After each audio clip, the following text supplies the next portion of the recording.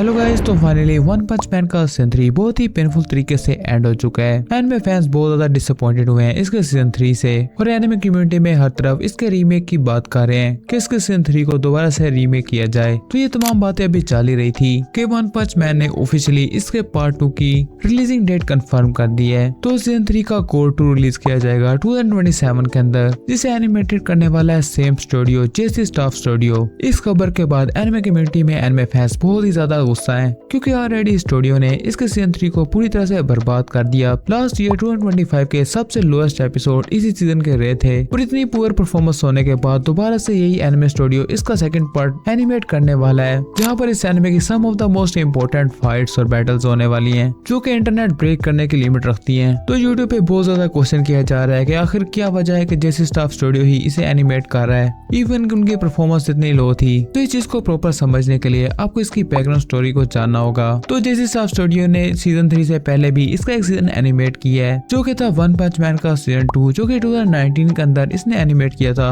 और इस complete season की एनिमेशन बहुत ही कमाल की थी, जिसे बहुत ही अच्छी रेटिंग मिली थी और एनिमे फैंस ने स्टिल बहुत ज्यादा पसंद किया था। लेकिन उसके बाद जब सीजन 3 की स्टोरी आती है तो उसके मांगा पैनल्स बहुत ही डिफिकल्ट और बहुत ही हार्ड थे, जिसे अच्छे तरीके से एनिमेट करना किसी भी नॉर्मल स्टूडियो के बस की बात नहीं थी, जिस वजह से जेसी स्टाफ स्टूडियो से भी ये कॉन्ट्रैक्ट ले लिया गया था और सीजन 2 के बाद वो बिल्कुल भी किसी किस्म का भी काम नहीं कर रहे थे वन पंच मैन के साथ। तो उसके बाद वन पंच मैन के राइटर्स ने बहुत सारे स्टूडियो को अप्रोच किया, जिसमें मापा स्टूडियो भी शामिल है और बहुत सारे पॉपुलर स्टूडियोज, ताकि वन पंच मैन के सीजन 3 को बहुत ही अच्छे तरीके से एनिमेट किया जाए। लेकिन हर पर मोस्टली स्टूडियो ने इस रिक्वेस्ट को रिजेक्ट कर दी। या तो इन एपिसोड्स की कॉस्ट बहुत ही एक्सपेंसिव बताई जा रही थी और बहुत सारे बजट्स के इश्यूज थे, जिसकी वजह से हर साल वन पंच मैन का सीजन 3 डिले होता चला गया। तो फाइनली लास्ट ईयर जेसी स्टाफ स्टूडियो ने दोबारा से फैसला किया कि वो सीजन 3 को बहुत ही अच्छे तरीके से एनिमेट कर देंगे और वो भी बहुत ही कम बजट के अंदर। तो इसी वजह से पिछले 7 से 6 मंथ के अंदर जेसी स्टाफ स्टूडियो ने वन पंच मैन का सीजन 3 एनिमेट किया।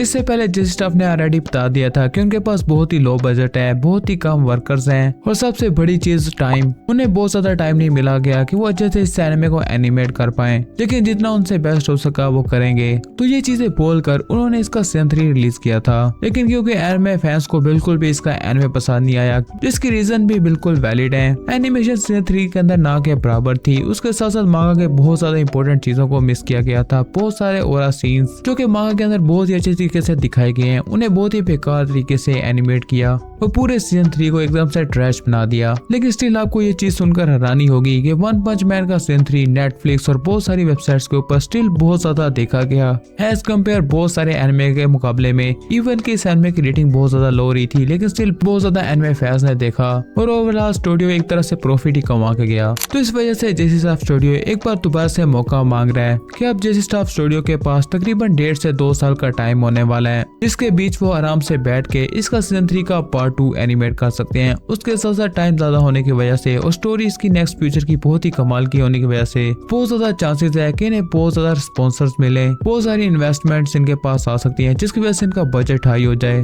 और ये सीजन 3 के पार्ट 2 को बहुत ही अच्छे तरीके से एनिमेट कर पाए, जिसमें सबसे बड़ी फाइट कॉस्मिक गोरो वर्सेस सैटमा है, जो कि फाइनली इस सीजन के अंदर एनिमेट होने वाली है। क्योंकि अगर वो इस फाइट को बहुत ही अच्छे तरीके से एनिमेट कर पाए तो ये एनिमे हिस्ट्री की some of the biggest fights में शामिल होने वाली है, जो कि कई सालों तक याद रखी जाएगी। तो आप कुछ भी फ्यूचर के बारे में अभी प्रेडिक्ट नहीं कर सकते, जैसे इसके रिलेटेड न्यू लेटेस्ट अपडेट्स आती रहेगी तो अपने चैनल में बताता रहूंगा। अगर आपका कोई भी क्वेश्चन है तो मुझे कमेंट कर सकते हैं, वहाँ पर मैं आपको प्रॉपर आंसर देने की कोशिश करूंगा। तो चैनल को सब्सक्राइब कीजिए ताकि आपको लेटेस्ट अपडेट बताता रहूं। And thank you for watching my video.